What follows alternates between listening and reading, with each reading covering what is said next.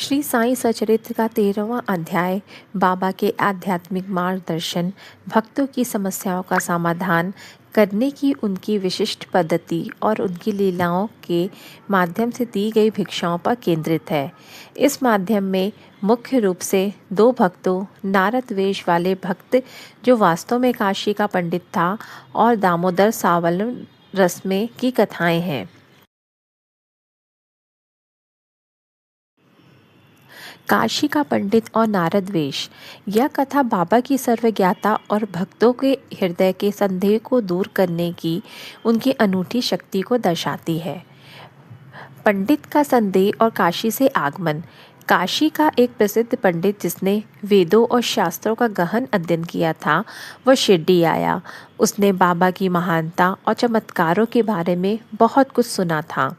पंडित का संदेह। इतने सारे शास्त्रों को पढ़ने के बाद भी पंडित के मन में यह संदेह था कि साईं बाबा वास्तव में एक सिद्ध पुरुष हैं या नहीं। वह उन्हें साक्षात भगवान मानने में झिझक रहा था।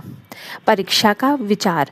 पंडित ने सोचा कि वह सीधे बाबा से सवाल नहीं पूछेगा, बल्कि उनके आध्यात्मिक ज्ञान की परीक्षा लेगा।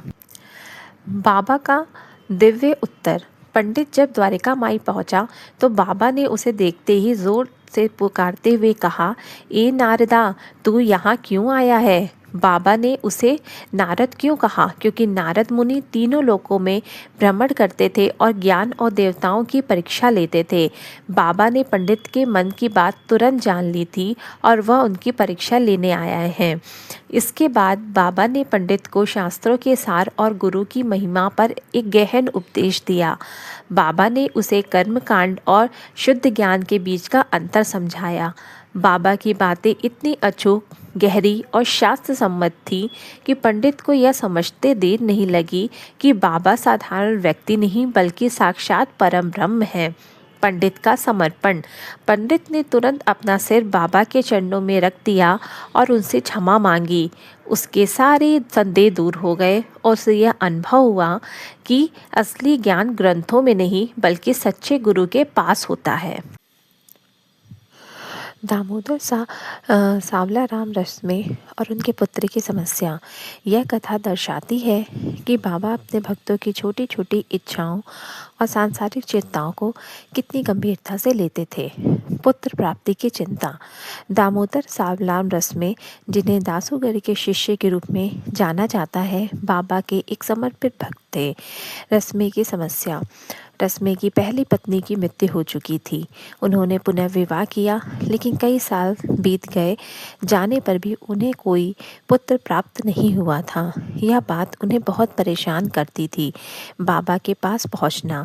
रस्मे अपनी चिंता लेकर शिरडी में बाबा के पास आए और उनसे पुत्र प्राप्ति की इच्छा जाहिर की। बाबा की कृपा और भविष्यवाणी। बाबा ने रस्मे की बात शांत होकर सुनी।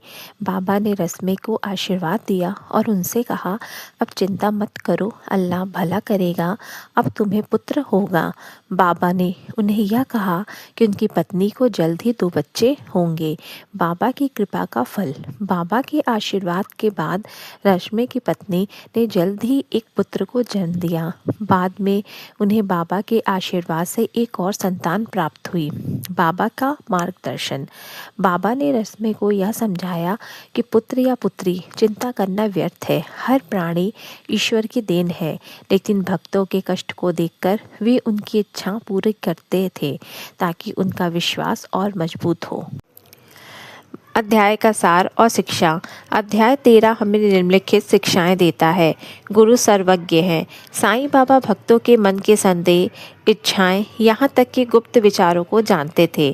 काशी के पंडित को नारद कहकर उन्होंने अपने सर्वज्ञता सिद्ध की। सच्चा ज्ञान। सच्चा ज्ञान केवल गुरु ग्रंथों में नहीं बल्कि गुरु कृपा और अनुभव में होता है। भक्तों की चिंता निवारण।